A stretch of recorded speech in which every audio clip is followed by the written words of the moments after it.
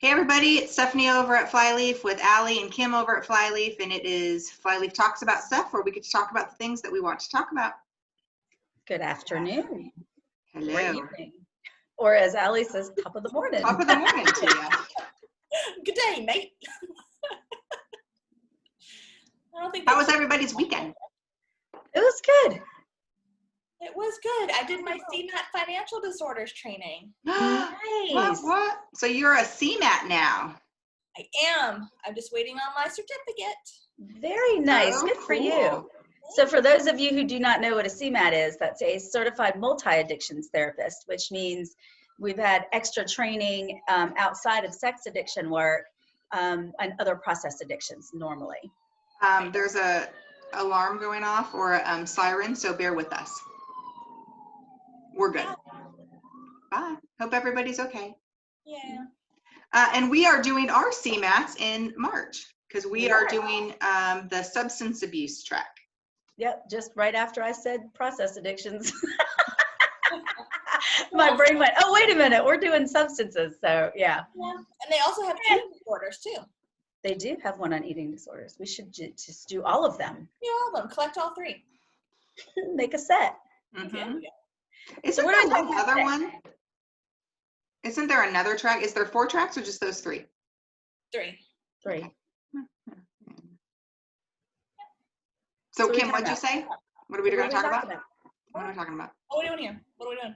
What's up? Forgiveness, and in that sometimes lies resentment. That's a fantastic topic. And I think when we talk about resentment, I think one of our favorite things that I think the 3 of us definitely use is when we did Stacy Sprout's training, and she described resentment as anger that's been around longer than 3 weeks and is smelly. Yeah. Stale anger. Mm-hmm. Yep, just dirty, rotten anger. I'm like, it's that haunting feeling, and it's becoming a life of its own. Yep. Yeah, and resentment's hard to come back from too.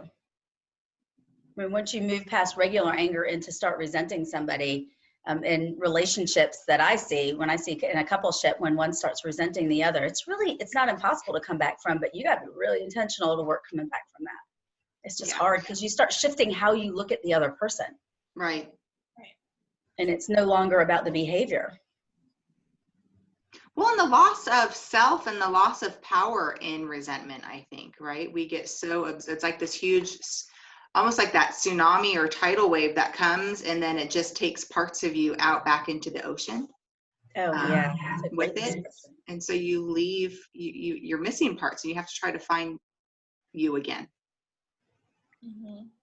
Such an intentional process too, because I think sometimes with anger, people can go a long time with like shoving down anger to the point where I can't do it anymore, and by that time it's like resentment. Yeah. That like I've minimized my anger all these other times or ignored it, and all of a sudden parts of me feel like they're missing. This relationship feels irreparable. It's just yuck. And one of the things that I think about too is in Stacy Sprout's stuff that we learned, she does this resentment reduction exercise to help you kind of dissect where this resentment lives and all of your thoughts and feelings around it. And one of the sections in it that I think usually gets people taken aback is what was my role in this? Right? Yes. The last thing she says is sometimes it just sucks. Sometimes there wasn't anything you can do, but you have to recognize your role in it. And for some people, I never even told them I was mad. You know, for some people, it's they should have known, well, that mind reading that you do with people, or they should have come to me without me asking, or all of those expectations that we have sometimes create a space where somebody doesn't even know we're mad at them, and here we are resenting them. So part of it is owning our stuff.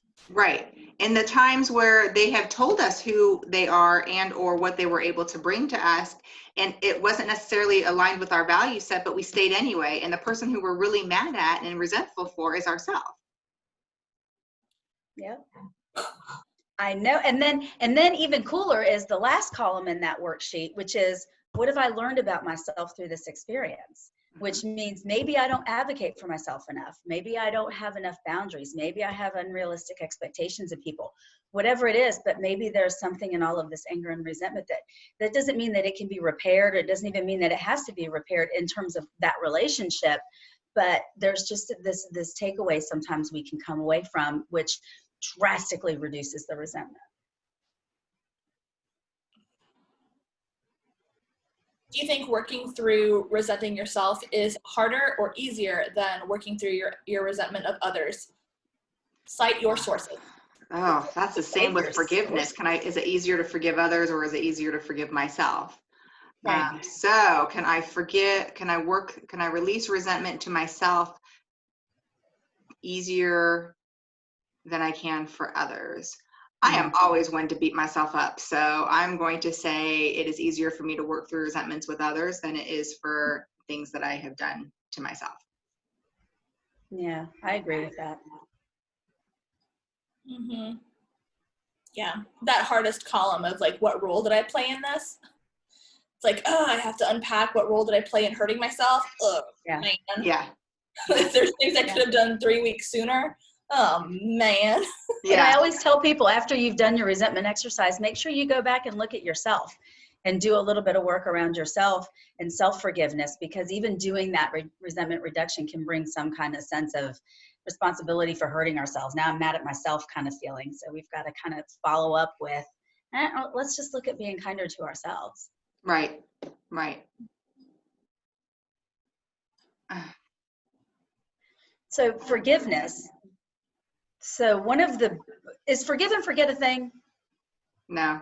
Forgive and forget a thing. No. No. Why not? Because we'll always remember. It's going to leave a scar.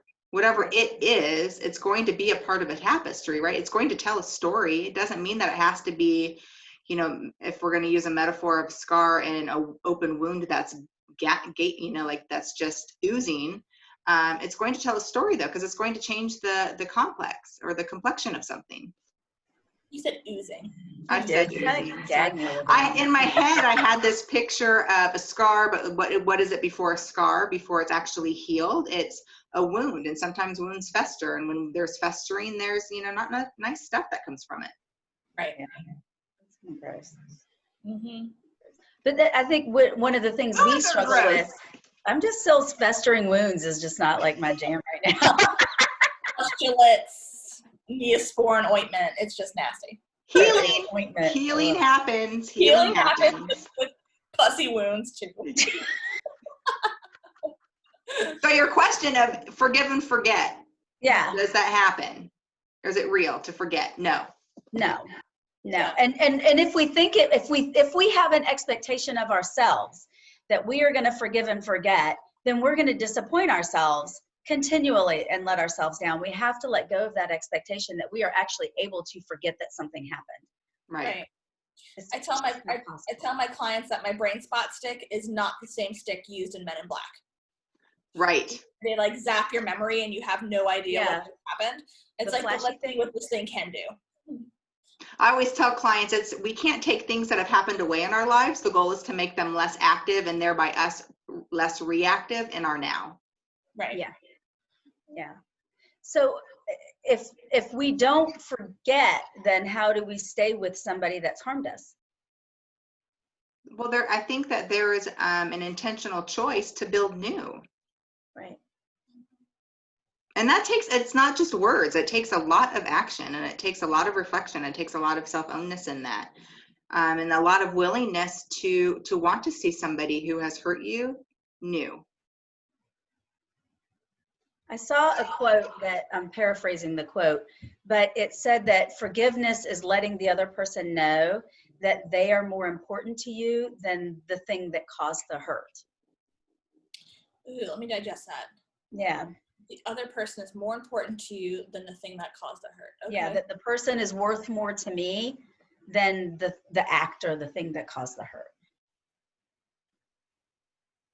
That's a hard one. That is a hard one.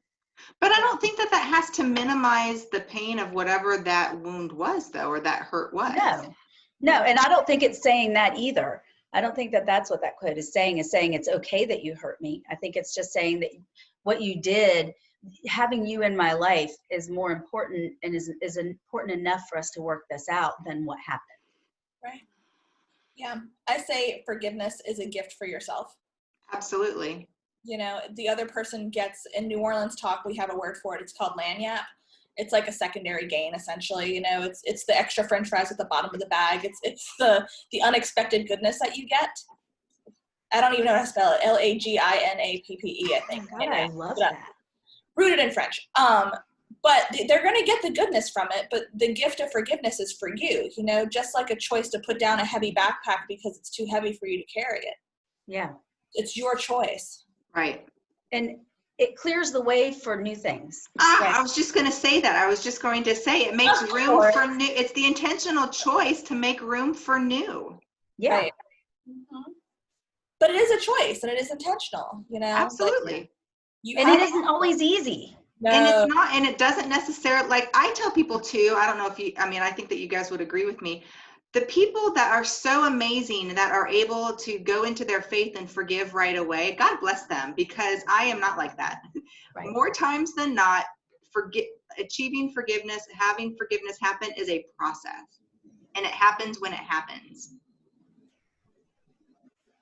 Right. What do you, well, and I'll just say this. When people say they're sorry, I think that that's a bid to say, I'd like to be forgiven, but I don't believe that the words I'm sorry really have any meaning unless you understand what those words mean. Does that make sense? So unless they're backed up by behavior? Yeah, if somebody comes to you and says they're sorry, what they're actually saying is, I recognize that you're hurt and that I caused that hurt. I don't want to continue to harm you, and I'll do my best not to do it again. I want to try to make it right with you, and I want to try to make it right, and I'd like for you to give me the opportunity to make it right. Mm-hmm. And if you can say I'm sorry with all of that intent behind it, then it's a valid 2 words. But otherwise, they're kind of empty 2 words. And when you say it enough to somebody, they don't hear it anymore. Right. Yeah. I'm a big advocate for I apologize, which is weird English, rather than I'm sorry, even though that's like spoken English. Because at one point, and I read this or saw this somewhere, saying like you sorry SOB. Right. Sorry at one time was like an insulting word to describe. Oh, I get that. Yeah. So saying I apologize is just part of that intentionality with my language choice, with what my actions are going to be like next. But lots of forgiveness and grace, because like I don't think a lot of us use apologize in spoken easy language. So in the context that you just explained, I'm sorry, it's almost akin to saying I suck. Yeah. And being done with it. Hey, I suck. I'm sorry. Then walking away. Like I'm a loser, I'm an a-hole, whatever. Mm-hmm. Yeah. Well, and how meaningful it is when somebody's able to say, I am so sorry I blanked, which caused you so much pain, right? I mean, that level of insight, the level of empathy, that real joining piece that helps the other person heal. Right. And that perspective taking too is part of Stacy Sprout's thing. Like they probably did this because XYZ is on the resentment reduction worksheet. Right. That's my favorite column. The opportunity to have perspective and to step outside of your own woundedness for a second to maybe try to see the other's point of view.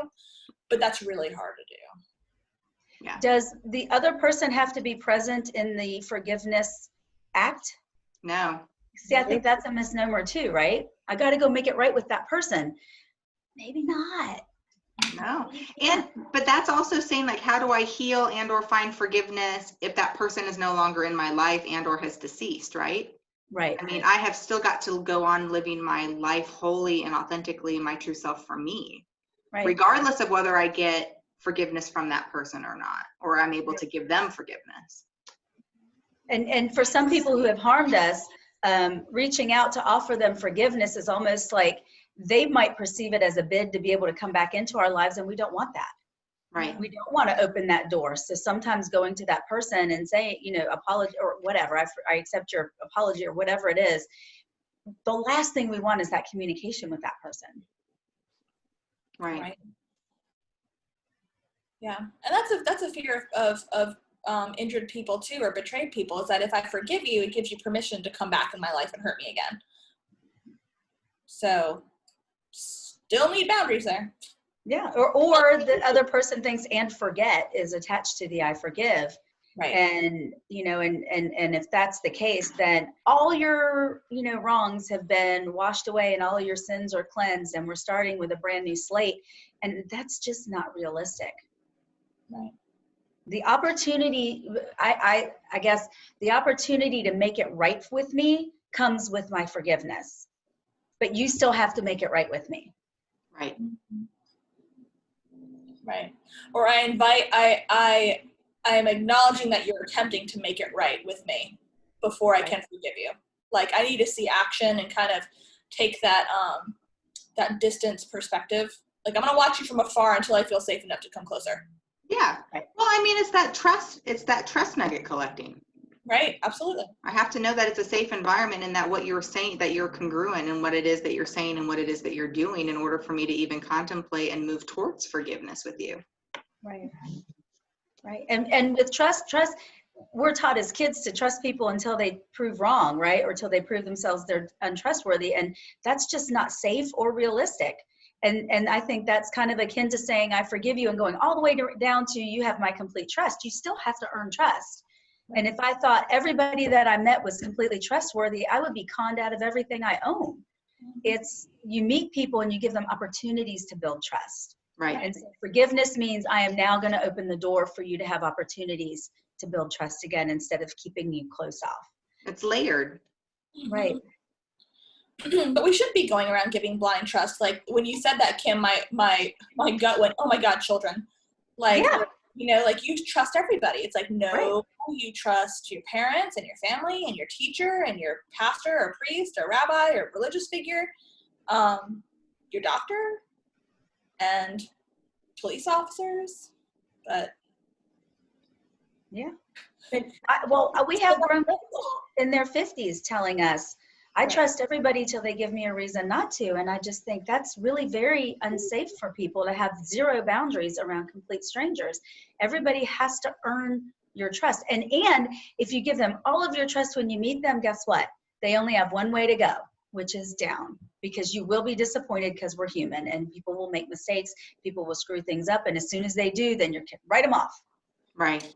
do you think these are the same forgive and forget people that just kind of live in the poles? Where I trust everyone and I forgive too quickly, so I can just live in this I trust everyone place. Yeah, maybe. I don't know. This is the first time I've ever put those two thoughts together, that, like, I wonder if we're talking about the same subsect of people, you know, where that's just really convenient. At the same time, if I live in one of those poles and I believe that I give everyone my trust until they violate it, well, I am guaranteed that I'll never get close to anybody, because everybody will at some point do something that I will consider a trust violation, right? So It's also, maybe even on the other end of it, it's a safety thing to keep me from allowing people to get close to me. It could be a lot. I know. Mine just did that. Did you guys see that? Mm-hmm. The smoke. I felt it. It came across. I felt it. Smelled it in your office, right? The burning. Uh-huh. Smoke alarm's going off. Why do you think it's so hard for us to forgive self, or why is self-forgiveness the hardest piece? Because we don't have to. There's no ramifications of not forgiving ourselves. I think that we lose people in our lives when we don't try to repair relationships, and we work to keep them in our and this is just completely random, but we don't keep them in our circle by being unkind and unforgiving. But with us, like, we're not going anywhere. We got to walk around with ourselves. Although I think that's all the more reason to forgive yourself. Because it can become toxic. I think that's all the more reason to, but I think that's why we don't put the effort into it that we do with other people. Right. I mean, I don't know. I think the same can be said for just putting effort into ourselves in general. Like, I think sometimes there's just so many other things that take priority, whether it be family life, work life, whatever, that we forget or we push stuff aside in efforts to forget. So maybe that's why we don't forgive ourselves, you know? I'm going to stay busy. I'm going to stay in a headspace that doesn't allow this, because if I did sit here and allow it, it would be too painful. What are your thoughts on closure?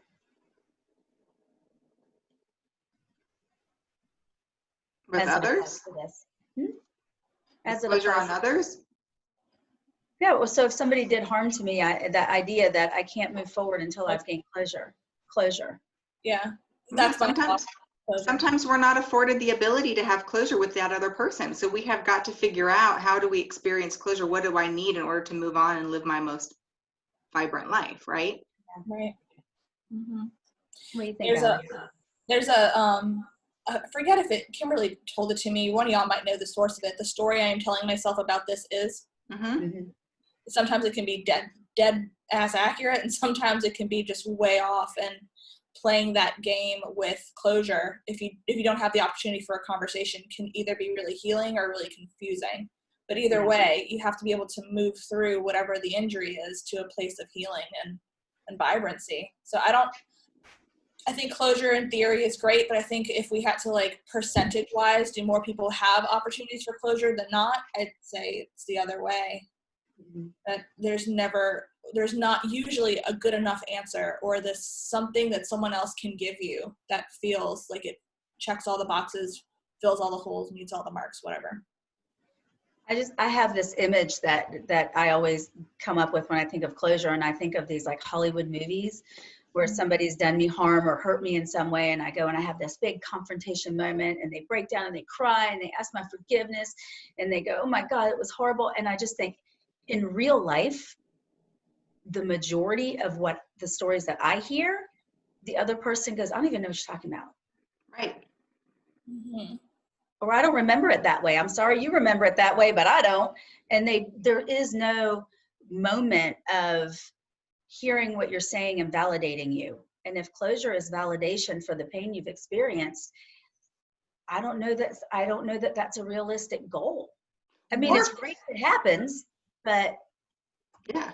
Or being even abusive in the end and saying, well, it was something that you did or failed to do, and blaming you as to why the hurt occurred to begin with. Yeah, or so I would have done that. Yeah. Right. Right. Or my favorite line, I'm sorry you feel that way. All three of us had that. Oh. I know, we all kind of, or I'm sorry you found out about that. Right. Yeah. Or nothing I can do about it's in the past. Moving on. That was yesterday. That was in the past. Yeah. In the past. That's another one, right? That was in the past. Right. I've changed since 2 days ago. Yeah. Well, the old me, baby. Like, what do you mean? You're still wearing the same drawers, man. Like, come on. I mean, could be a whole different talk for another time. But like when I'm working with couples, and especially couples that are recovering from, infidelity and addiction and everything, and the one partner wants to be seen new, and we're moving forward, and they are, and they've been consistent in healing. It's been beautiful. But then there's that tendency for the betrayed spouse to want to be reflective and need to understand why. And that can cause some friction between the two. And so I always tell them about Kierkegaard, and where he has that beautiful quote, which is, life is to be lived forward but understood backwards. Right? Oh, I love that. I do. I love that. You can be in the same space. Sure. Shout out for Kierkegaard. And my brain went, ooh, Kirkland. So let's get fall things. Hey, they're giving me a little time thingy that says we're running out of time. Right. So I just wanted to throw that out there, that we're running out of time. Well, thanks for telling us. That's to wrap it up. If there's final thoughts. Just not to ever forget that forgiveness is not about the other person. It's just about opening your body and your soul and your mind up so that you can experience the wonderful, beautiful, good things in your life, and not hold on to those things that are so hurtful to us. Right. Making space. Making space. The thing that's jumping out to me right now is I think it was Kim that said that we want to be validated as part of that whole process. Sometimes the person who hurt you might not be the one who can validate you. So get a good therapist, get a good friend, get someone who can just take your perspective and make you not feel crazy or wrong for having that perspective, and work through it because you deserve it. That's a beautiful insight, that the validation can come from other places. Right. Absolutely. It's beautiful. All right. Allie? Somebody bring us home. Okay. Thank you guys for joining us again for Flyleaf Talks About Stuff, where we talk about all things we want to. I don't know what Kim's pointing at. You. Oh, thank you. Here I am. You can find us on the internet by going to www.flyleafcounseling.com. You can go find us on Facebook by searching for Flyleaf Counseling. You can find us on YouTube by searching for Flyleaf Counseling in the search bar. And we're also on Instagram at Flyleaf_counseling. Very nicely done, Allie. Done. Ta-da! All right, everybody. Until next time. Bye! See ya. Bye.